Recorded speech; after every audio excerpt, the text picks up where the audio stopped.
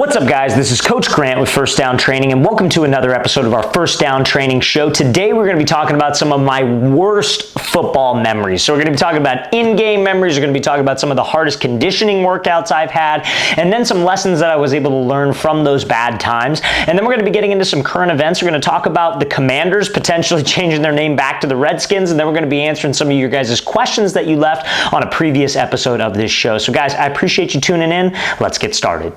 So when it comes to football, you guys, everybody loves to talk about, kind of the positive memories, their best memories, the glory days, if you will. But what I want to talk to you about today is some of my worst football memories. But I mean, honestly, guys, like just generally anything in life, like you learn more from the bad times. You learn more from the hard things that you had to go through. Some of this stuff is a little bit funny. Some of this stuff is actually pretty sad. But you'll learn a lot from it, or at least I feel like you could take away some lessons from it that could maybe prevent you from making certain mistakes that I have made. So by far, number one, the worst football memory I ever had was my first varsity start as a quarterback in high school. I threw 5 interceptions. So again, awful game. Like, I personally single-handedly lost that game. Like, I'd have teammates who'd be like, no, it was a team effort. Like, we could have done better on defense, whatever. No, like, defense did a good job. Like, we were playing like the 7th ranked team in the state. Defense held them to like 21 points, and we only scored 6 points. Like, it was literally that bad. Like, so, I mean, it was a really much so a roller coaster of emotions, but it taught me a lot. And so I'm going to kind of give you the story of it first, and then we'll talk about some of the things that maybe I learned from it, right? So first things first, like, it was my very first start. Prepared all off season for this very first game, going to the game. And the weirdest thing about it was I was not nervous. Like, I was not nervous at all, which is like, anytime somebody says they're not nervous, they're usually lying to you. But like, it was a weird feeling. Like, I had a little bit of anxiety, because it's like, you're anxious, your first game, right? First game of the year. But I wasn't nervous. Every game after that, I was nervous. But for this one, for whatever reason, I was super relaxed, super calm. I come out there in the first half, you guys, and I passed for 200 yards in the first half. I only had 1 interception that was arguably not really my fault, but it was still an interception, and then I had a rushing touchdown, right? That was only 6 points, and then we missed the field goal, right? So I had a monster first half, and I was like, man, this is easy. Like, this is the 7th ranked team in the state. This was an important year for me recruiting-wise because I had not had any offers prior, so it was a big, big year for me to get really, really good film. I played at Los Alamitos High School, which is, if you're familiar with Southern California, it's one of the bigger public schools out here. They're much more talented these last couple of years than at least, well, when we were there, we were pretty good, but they've had a lot of talent come through that place. A lot of transfers and stuff like that kind of go on, but very, very talented school, very, very talented program, right? So I come out in the second half and just completely lay an egg. Like, I threw 4 picks, like bad picks. Like, I'm talking way overthrown, way behind. Awful game. Like, literally, like, and our defense was doing their job. Like, they were holding, like, I think they scored 14 in the first half, and then we only held them to 7 in the second half. Like, defense did a great job. It wasn't like we got blown out, and you could say, oh, well, if the defense kept it closer. No, like, solely my fault, making bad throws, making bad reads, awful. Like, literally the worst possible game I've ever had in my entire life. Now, what this taught me, number one, you realize, like, kind of who's, like, got your back and who doesn't, number one. Like, I remember I had teachers that were like talking bad about me in classrooms, like to other students, and other students would tell me, and then all of a sudden those teachers were on my you-know-what list, and I hated those teachers. To this day, I still have problems with those guys.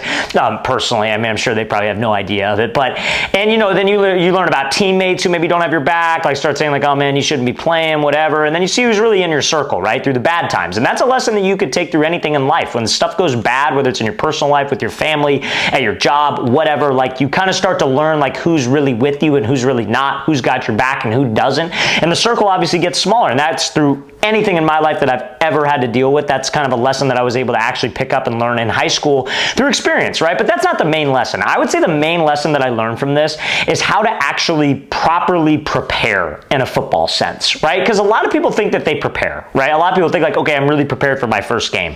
They practice really hard, they know their playbook, but like something that I didn't know how to do, I thought I knew how to do it, was study film. And I learned the biggest lesson. Like, it was tough, don't get me wrong, because like that was our first game of the year and we didn't have a lot of film on these guys. We had film from the last year, but they had a whole new coaching staff, and then we had some like scrimmage film that we sent a guy out to their practice to film. So we didn't have a lot to work with. So going into that game, I was kind of blind. I was just focused on our game plan and just like, hey, this is what we're going to do as an offense and this is what I need to do to execute. But I wasn't really prepared for what they were going to throw at us, the different coverages they were going to use, their personnel, and we'll talk about what I mean by that in a second, because I had no clue. Like, should I work at this corner? Should I go at that corner? Is this their strongest defensive line? Is that their strongest defensive lineman? I had no idea, you guys. So it taught me how to prepare. So from that moment on, like that was probably the lowest of the low feeling I've ever had playing football. I remember after the game, I put my headphones in. I wasn't even listening to music. I just didn't want to talk to anybody. Put my hood on, just went to the bus, got to my car at school after the game. We would normally have like a post-game meal where you all go and you all eat as a team, win or lose. That was something that we always did. I skipped it. I went to In-N-Out by myself. I'm in the In-N-Out parking lot just crying my eyes out, just bawling. I was always taught as a kid never to cry on the field, never to cry right after the game, but like it was awful, man. It felt so bad. And so that next morning I woke up and I had a decision to make. Was I going to let this one game, the worst game possible, define who I was as a player, or was I going to be able to bounce back from that? What you do with failure kind of defines who you are as a person, and it definitely defines who you are as a player, because we're all going to have setbacks and we're all going to make mistakes, right? So I had a decision to make, like, I don't ever want to feel this way ever again, because I feel so terrible about myself and I feel like I let everybody down single-handedly. Like, it was nobody else's fault but mine.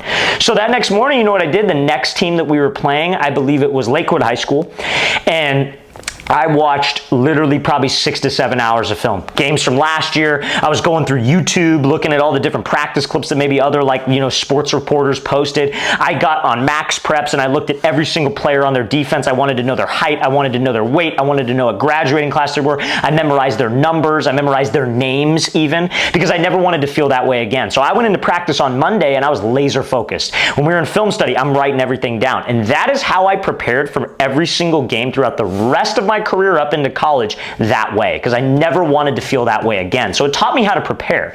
So the lesson in all that, you guys, is that you're going to have a bad game, you're going to have a bad practice, you're going to do something bad. Like, you're going to fail at something in life generally. How are you going to respond to that? Are you going to let that define you?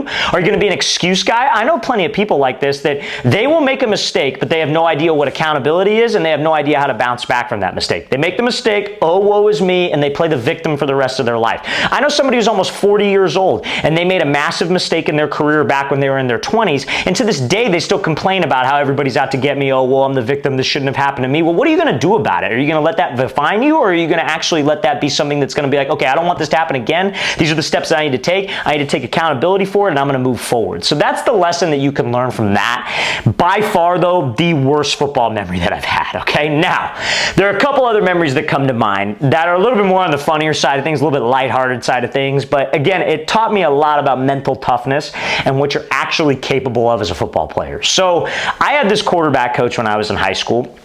I'd go see him once a week, you know, and we were paying him to teach me how to throw, and we were paying him to teach me how to be a quarterback, but sometimes, for whatever reason, he would put us through the absolute worst conditioning workouts when his friend, and you could look up this friend, Olympic gold medalist, his name is Maurice Green.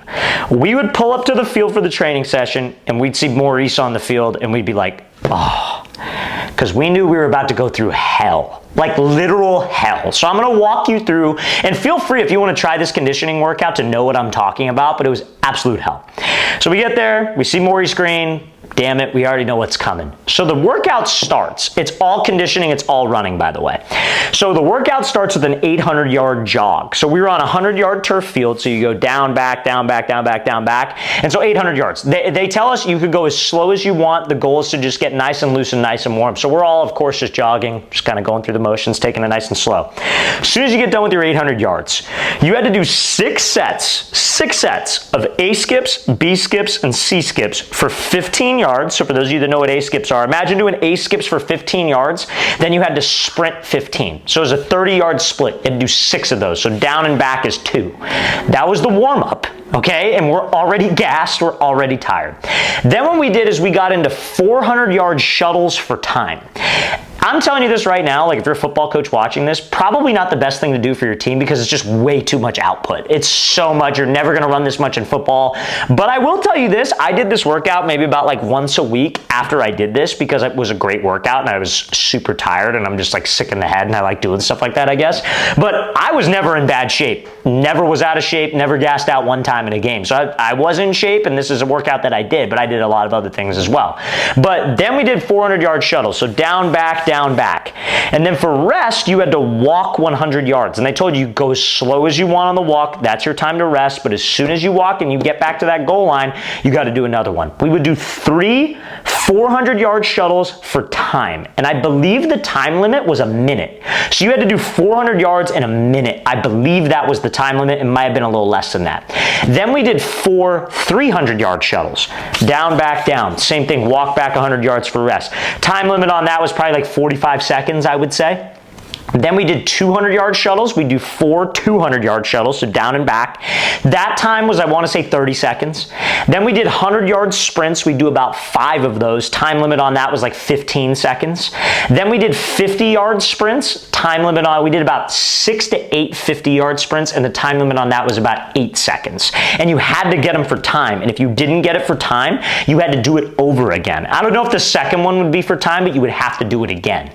It was awful, you guys. One of the worst conditioning workouts I've ever experienced in my life. But I will say this, the benefit of doing hard things like that is it makes the hard things that you might have to face in practice not that bad, you guys. Like I remember like everybody would get all psyched out at the high school that I went to because we had this like conditioning test and it was like you had to run like 10 40-yard sprints or something like that for a certain amount of time. And I remember going into that and I'm like, dude, this is a piece of cake because I've already put myself through like really hard things and a really hard conditioning workout. So I was prepared. That's the name of the game, right? I think a lot of people, what they do to try to prepare for football and prepare for summer football is they like work out, but they never really push themselves. Like if you're just working out, but you're not pushing yourself and not pushing yourself hard, like your mind's really not going to get that much stronger and you're not going to get that much stronger. You're just kind of working out to maintain.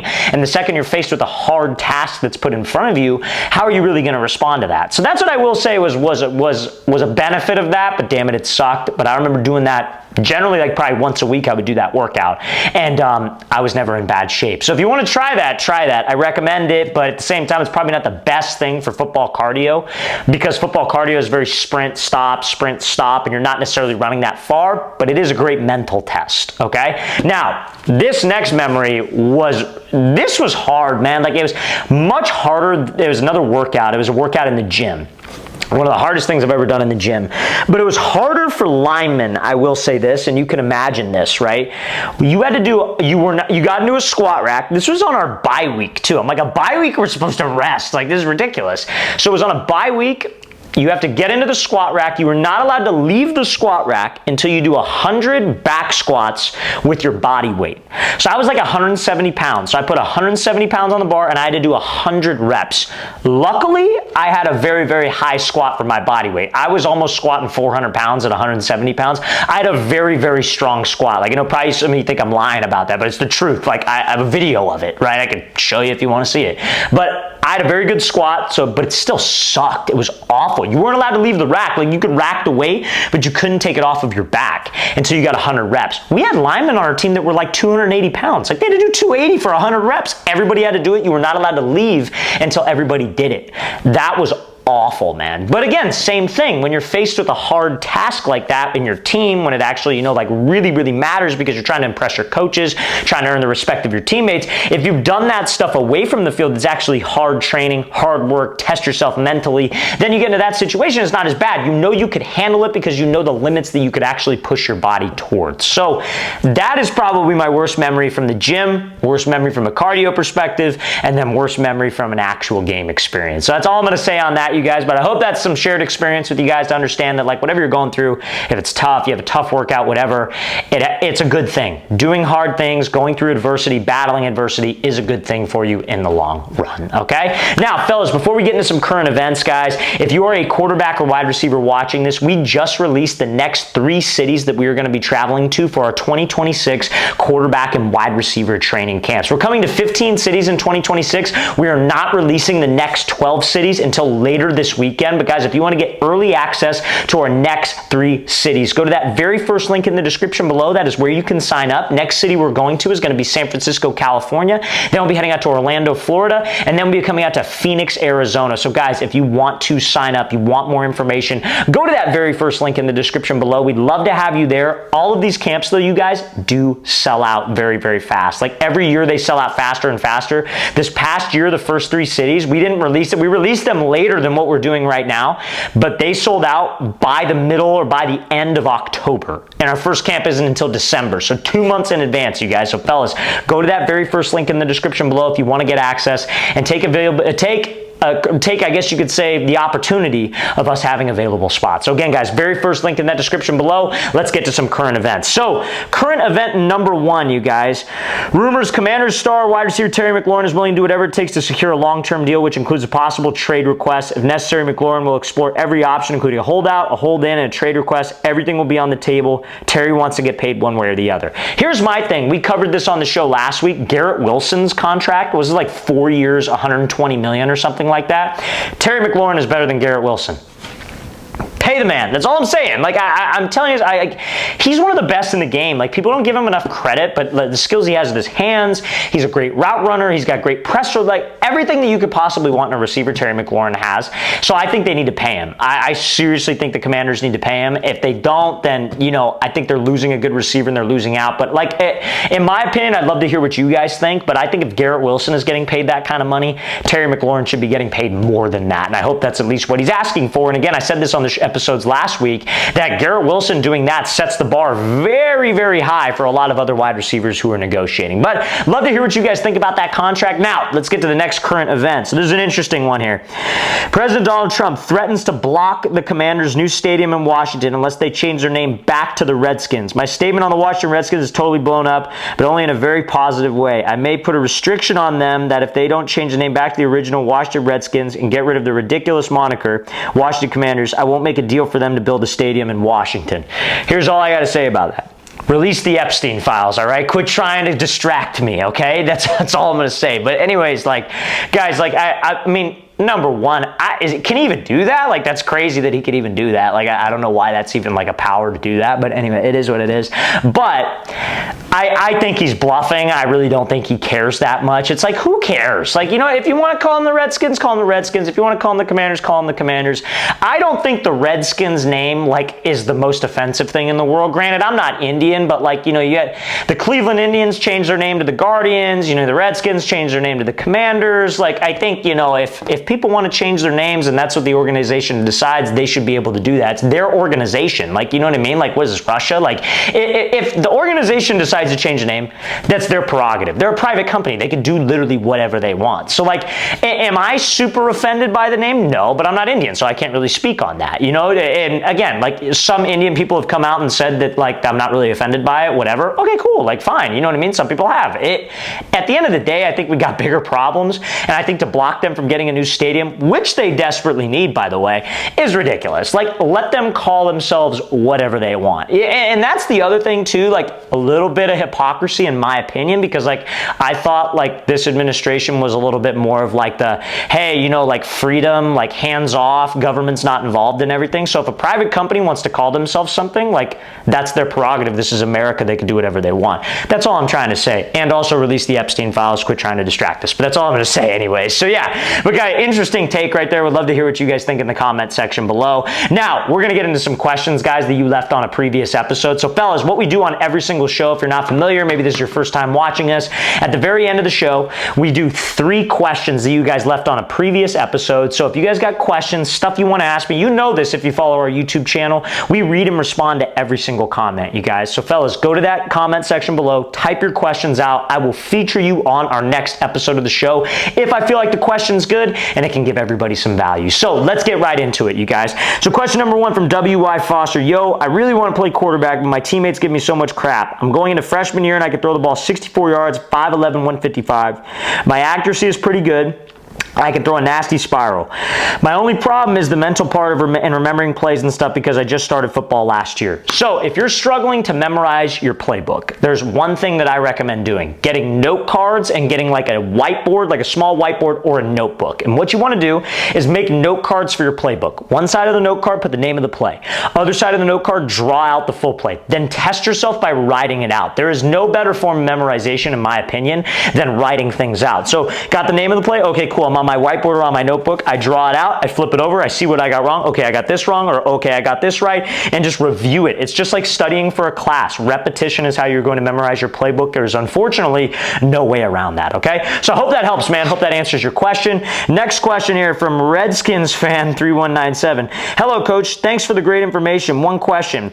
Is NCSA college recruiting a good program? It costs, I believe, about $125 a month. So when it comes to like NCSA, these recruiting services, I don't recommend using them. The reason why I don't do that is I feel like the big recruiting sites, here's the issue. They accept anybody and everybody, right? I've had athletes that I've trained there in like 7th, 8th grade getting calls from like NCSA saying like, hey, we want to help you get recruited. We're going to put you on. We're going to get you college exposure. It's like, but they're calling these people not knowing if they're actually good football players. And I'll explain why that's a problem in a second. But what if the kid's not good? What if he's not college caliber? NCSA, these other big recruiting sites, what they're still doing is willing to attach their name to that athlete. So in my opinion, that doesn't give them credibility. If I'm a college coach and I go to one of these sites and I'm like, hey, I was wondering if you had any class of 2027 wide receivers, and they send me this big ass list and I got to go through all these receivers and like half of them are trash, half of them don't even have film, and there's maybe 1 or 2 of them, I'm thinking like, all right, bro, like I'm not going to come back to you because I don't want to go through all this. I'm going to go to a guy that I can trust, who I know is only going to attach his name to good players who have the skills. So my problem is with these sites, they accept anybody and everybody and they say like, hey, we're going to put you on, hey, we're going to get you recruited. Not, hey, you're not good enough yet to play college football. Let's give you some resources to actually improve your game so you can be good enough, and then maybe we'll accept you on our site. That's how it should be. That's how you know a guy's a legitimate recruiting guy, is if he doesn't just take everybody. So make sure you keep that in mind. Hope that answers your question, okay? Next question from Whiteout on YouTube. Hey, Coach, I'm going into 7th grade. It's 115, 120 pounds, 5'4", and I play wide receiver. Do you have any tips for standing out and being a better leader on the field? So when it comes to leadership, dude, the most important thing is there's 2 types of leaders. You have a thermostat leader and then a thermometer leader, right? So a thermostat leader really isn't a leader. What he does is he kind of rises to the temperature of the room. That's what a thermometer does, right? It tells you what the temperature is in the room. So if you're that dude that walks in, you're trying to be friends with everybody, you're trying to blend in, if guys aren't working as hard, you don't want to stand out and you're just going to work as hard as them, that's a thermometer leader. We don't want to be that. What does a thermostat do? A thermostat sets the temperature in the room. You go to that thing, press it down to 68 degrees, right? That's what you want to be. You want to be the dude that walks into an environment, sets the tone by his work ethic, sets the tone by being at every single practice, sets the tone by knowing his plays, sets the tone by executing on the field. Lead by example, and then maybe you could start leading verbally as well, but you have to lead by example first to set the tone for the locker room and for the team, okay? So I hope that makes sense, man. I appreciate you asking that. All right, fellas, guys, thank you for tuning in. Hope this was able to help. Hope you guys got some value out of this. Again, if you have questions, stuff you want to ask me, do not hesitate, guys. Go to that comment section below, read and respond to every comment, and I might just feature you on our next episode of our show. So again, guys, appreciate you tuning in. We'll see you next time.